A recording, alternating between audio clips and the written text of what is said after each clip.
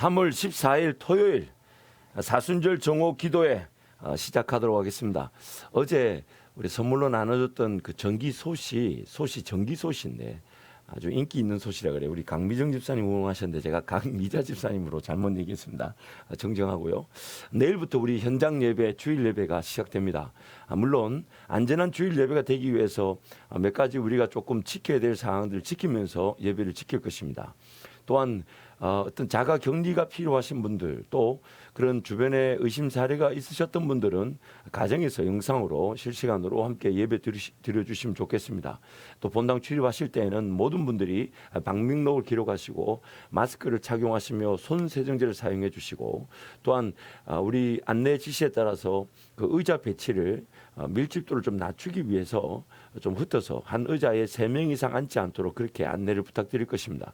특히 일부 예배 때는 우리 사역자들과 장로님들, 또 장로님 부부, 또 우리 각 그 자치의 안수집사회, 권사회, 또 총남, 총여성교회, 또 각 위원회 임원들이 7시 반 예배를 들어주시면 좋겠고요. 2부 때는 우리 항존직 성도들과 목자들, 교사들이 예배에 참여해 주시고, 3부 때는 모든 성도들이 원만하게 큰 밀집, 소위 이렇게 너무 많이 거리가 가까운 데서 예배를 드리지 않도록 적정한 안전거리를 다해서 예배할 수 있도록 그렇게 여러분 섬겨주시길 축복합니다. 아무튼 이제 여러분 우리 뵙습니다. 주일 예배가 이제 현장 예배 다시 재개된 거, 당분간은 영상 예배가 함께 강조되어지게 되겠지만 이 현장 예배가 잘 지켜질 수 있도록, 안전한 예배가 될 수 있도록 우리 성도님들 적극 동참해 주시기 바랍니다. 오늘 하나님 말씀 보시겠습니다. 하나님 말씀 신명기 4장 24절 말씀, 신명기 4장 24절 말씀 우리 함께 선포합니다. 내 하나님 여호와는 소멸하는 분이시요 질투하시는 하나님이시라. 우리 한 번 더 선포할까요? 내 하나님 여호와는 소멸하는 분이시요 질투하시는 하나님이시라. 결혼을 위한 그 연애를 고민하는 청년들에게 종종 이런 얘기를 해줍니다. 어떤 사람을 만나면 좋을까요? 어떤 사람과 연애를 하면 좋을까요? 막 이런 질문들. 물론 그 연애가 결혼의 시작일 수 있기 때문에 굉장히 조심스럽죠. 어떤 사람을 만나면 좋을까요? 라는 질문에 저는 이런 사람을 추천합니다. 헌신하는 사람이 멋있는 사람이다. 헌신하는 사람이 멋있는 사람이다. 어떤 일에든 열정을 가지고 최선을 다하는 사람. 또한 삶의 어떤 순간에든 적극적으로 덤벼들어 그 일의 열매를 보고자 하는 사람.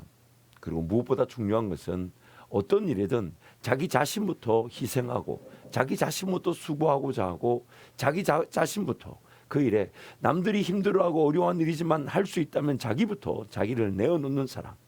헌신하는 사람이 멋있는 사람이다. 왜냐하면 하나님을 닮았기 때문입니다. 하나님의 형상을 닮았다. 저는 여러 가지 이 단어들을 우리 하나님의 형상을 닮은 것으로 표현할 수 있겠지만은 가장 멋있는 단어, 우리 하나님께 대한, 하나님을 떠올리면 가장 멋있는 단어, 열심이란 단어, 열정이란 단어, 헌신이란 단어. 하나님의 열심, 하나님의 열정, 하나님의 헌신. 그 하나님의 헌신이 있었기 때문에 오늘 우리가 이 자리까지 이룰 수 있게 된 것이거든요. 그 헌신 때문에 하나님은 이 땅을 창조하셨고, 그 헌신 때문에 자기가 계획했던 그 백성들이 죄와 사망의 권세에 죽어가는 것을 내버려 두실 수 없어서 찾아오신 것, 그게 바로 하나님의 헌신이기 때문입니다. 그래서 그 하나님의 헌신이라는 것을 오늘 신명기 4장 24절에서 질투하시는 하나님, 또 그것을 소멸하시는 불이라는 단어로 비유하고 있습니다. 이 소멸하는 불이라는 단어는 consuming fire, 모든 걸 다 태우는, 여러분 불이 붙을 때 보세요. 탈 수 있는 모든 걸 다 태우죠. 그러나 그 불의 온도에 따라서 마찬가지겠지만, 예를 들어 태양열이라고 한번 해봅시다. 우리 하나님은 태양열보다 더 완벽하고 더 뜨거운 불이실 텐데 태양열에 안 타는 물체는 없을 겁니다.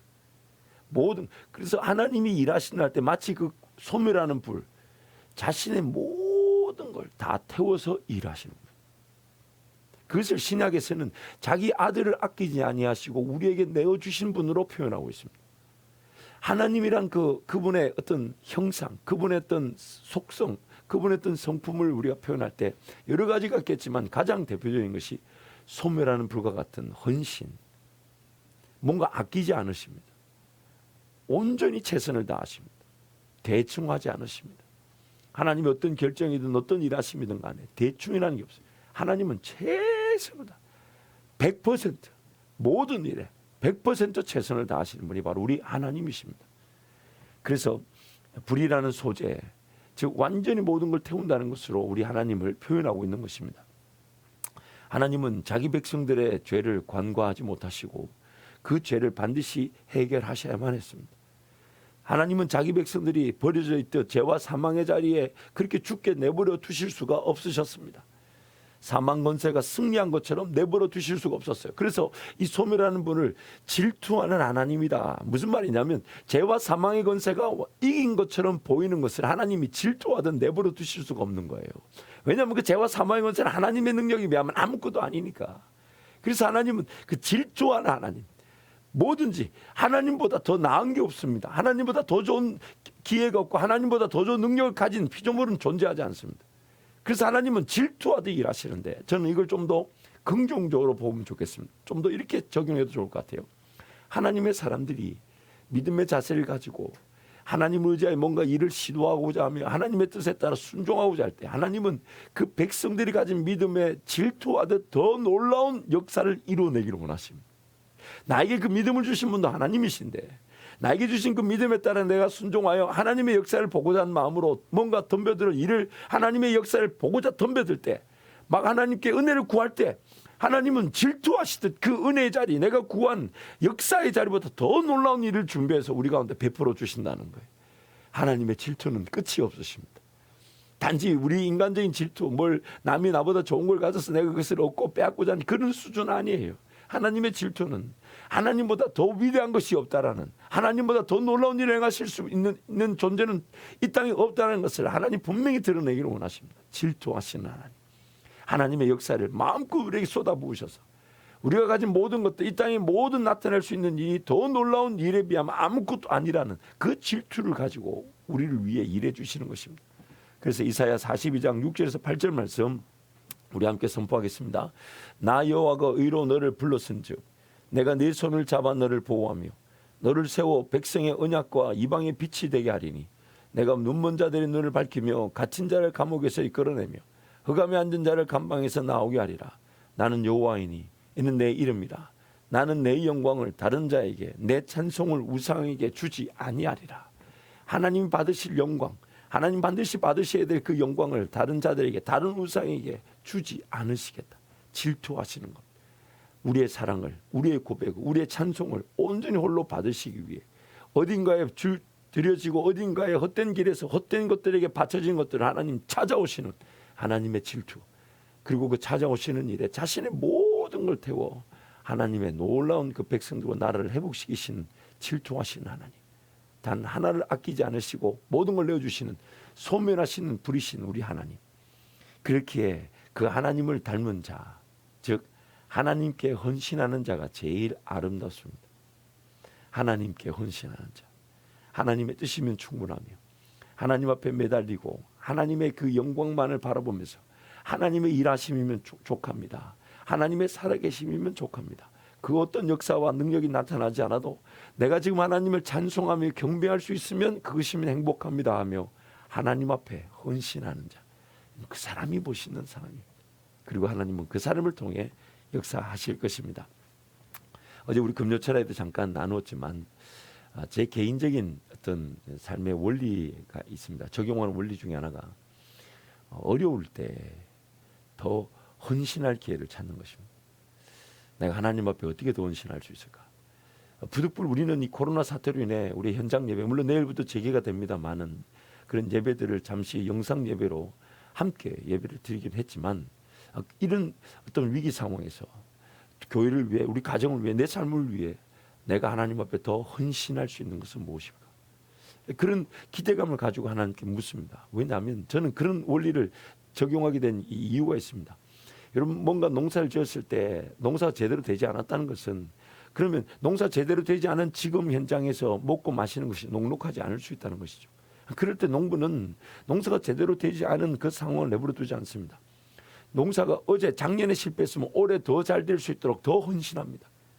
작년 것을 만회하고자 하는 마음으로 올해도 도박하듯 하는 것이 아니라 더 땀을 흘리고 더 집중하고 더 지혜를 구하고 더 효율적으로 효과를 발휘할 수 있는 그런 농사에 헌신하게 되어 있습니다.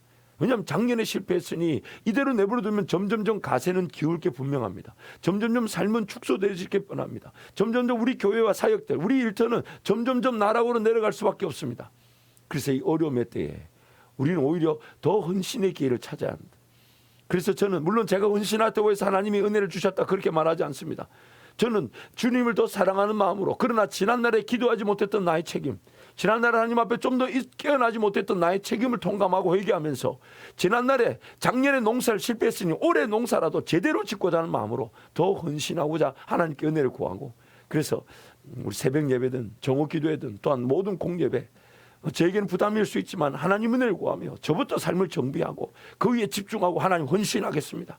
다른 모든 오락이나 문화 습관 다 내려놓고 그 일에 헌신하겠습니다. 그래서 이번 이 어려움의 때가 그저 어려움의 때가 지나가는 것이 아니라 이번 이 어려운 때가 제대로 헌신하고 제대로 심을 수 있는 기회가 돼서 재앙과 재난이 지난 다음에는 하나님이 심었던 것이, 헌신했던 것이 열매를 보는 하나님 그 은혜를 놓치지 않게 하여 주옵소서. 여러분, 이 어려움의 때에 여러분도 여러분 가정에서, 여러분 일터에서, 여러분 또한 직장에서 혹은 우리 교회에서 헌신의 기회를 위해 기도해 주십시오. 이럴 때일수록 하나님, 제가 움츠러들 게 아니라 저의 상황과 저의 형편과 저의 수준에 맞는 헌신의 기회를 발견하여 주셔서 하나님이 질투하시듯 소멸하는 불처럼 지금도 우리를 위해 일해주고 계신 것처럼 저도 하나님께 헌신하며 하나님께 삶을 구별하고 드리고 싶습니다. 그런 마음으로 이 사람은 통성을 기도할 텐데요. 또 함께 기도할 때 여러분, 내일 주일 예배부터 우리 현장 예배가 재개됩니다. 안전거리가 확보되어지며 또 여러 가지 준비한 안전한 예배를 드리고자 하는데 하나님, 이런 것들이 마귀의 미혹이나 어떤 세상의 공격의 거리가 되지 않게 하여 주시고 예배를 사모하는 자들이 하나님의 임재를 만나는 특별한 예배가 되게 해달라고 주님 찾고 함께 기도합니다. 주여